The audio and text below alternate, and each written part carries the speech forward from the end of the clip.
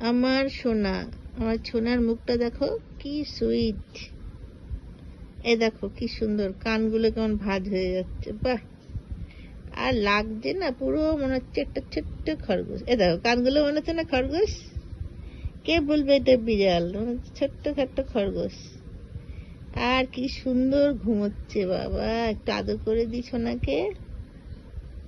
ও বাবা রে, দেখো কি সুন্দর আদর খাচ্ছে, আদর খাচ্ছে সোনা। দেখি মুখটা, দেখি একটু মুখটা দেবো, মুখটা। ও বাবা রে, একটু আদর করে দিই।